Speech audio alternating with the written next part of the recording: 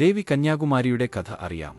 പണ്ട് ബാണാസുരൻ എന്നൊരു അസുര ചക്രവർത്തി ഉണ്ടായിരുന്നു. സമസ്ത ലോകവും കീഴടക്കി തന്റെ ആധിപത്യം ഉറപ്പിക്കണം എന്ന് ആ അസുരൻ ആഗ്രഹിച്ചിരുന്നു. അതിനായി ബാണാസുരൻ ബ്രഹ്മാവിനെ തപസ് ചെയ്ത് തനിക്ക് ഒരിക്കലും മരണം ഉണ്ടാവരുത് എന്ന വരം ചോദിച്ചു.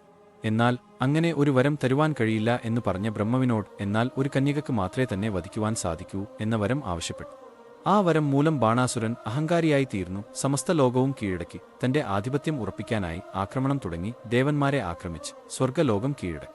അങ്ങനെ ദേവന്മാർ ഭൂമിദേവിയെ കണ്ട് രക്ഷിക്കാൻ അഭ്യർത്ഥിച്ചു. ഭൂമി ദേവി അവരെയും കൂട്ടി മഹാവിഷ്ണുവിനെ അഭയം പ്രാപിച്ചു.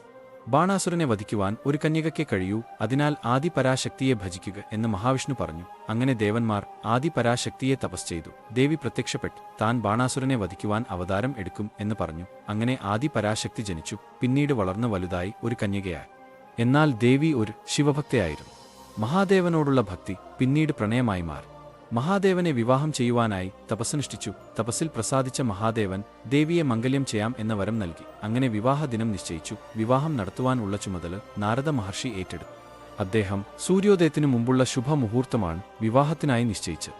നിശ്ചയിച്ച സമയത്ത് തന്നെ വിവാഹം നടത്തണം എന്നും അല്ലെങ്കിൽ അശുഭമായിരിക്കും ഫലം എന്നും അറിയിച്ചു. അങ്ങനെ മഹാദേവനും ഭൂതഗണങ്ങളും കൂടി വാദ്യമേളങ്ങളോടെ യാത്ര തിരിച്ചു. എന്നാൽ ദേവിയുടെ വിവാഹം നടക്കുവാൻ പോകുന്നു എന്നറിഞ്ഞ ദേവന്മാർ വല്ലാത്ത വിഷമത്തിലായി. വിവാഹം നടന്നാൽ ദേവി കന്യക അല്ലാതെയാകും, പിന്നെ അസുരനെ ആര് വധിക്കും?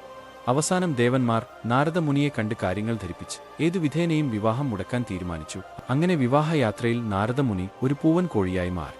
സൂര്യോദയമായി എന്നറിയിക്കാൻ പൂവൻ കോഴി ഉച്ചത്തിൽ കൂവാൻ തുടങ്ങി. കോഴിയുടെ കൂവൽ കേട്ട മഹാദേവൻ എല്ലാം മനസ്സിലാക്കി മുഹൂർത്തം കഴിഞ്ഞുപോയി അല്ലേ എന്ന് പറഞ്ഞ് ഒരു ചെറുപുഞ്ചിരിയോടെ മടങ്ങിപ്പോയി. എന്നാൽ ദേവി ഇതൊന്നും അറിയാതെ കടൽ തീരത്തിനടുത്തുള്ള മണ്ഡപത്തിൽ മഹാദേവന് വേണ്ടി കാത്തിരിക്കുകയായിരുന്നു. എന്നാൽ മഹാദേവൻ മടങ്ങിപ്പോയി എന്നറിഞ്ഞ ദേവി വളരെയധികം ദേഷ്യപ്പെട്ടു. ഇനി ഒരിക്കലും താൻ വിവാഹം ചെയ്യില്ല എന്നും ശപഥം എടുത്തു. വിവാഹത്തിനായി ഒരുക്കിവച്ച് അരിയും ഭക്ഷണങ്ങളും കടലിലേക്ക് വലിച്ചെറിഞ്ഞു. ആ അരിയും വിഭവങ്ങളും പിന്നീട് അവിടെ ഉള്ള മണൽ ആയി മാറിയത്. അതിനാലാണ് ഇവിടെ ഉള്ള മണൽത്തരികൾക്ക് പല വർണ്ണം ഉണ്ടായത് എന്നാണ് ഐതിഹ്യം. അങ്ങനെ ഒരിക്കൽ ദേവിയെ ബാണാസുരന്റെ ഒരു കിങ്കരൻ കാണുകയും ദേവിയുടെ സൗന്ദര്യത്തെക്കുറിച്ച് ബാണാസുരനോട് പറയുകയും ഇത് കേട്ട് ബാണാസുരൻ ദേവിയോട് വിവാഹ അഭ്യർത്ഥന നടത്തുകയും ചെയ്തു.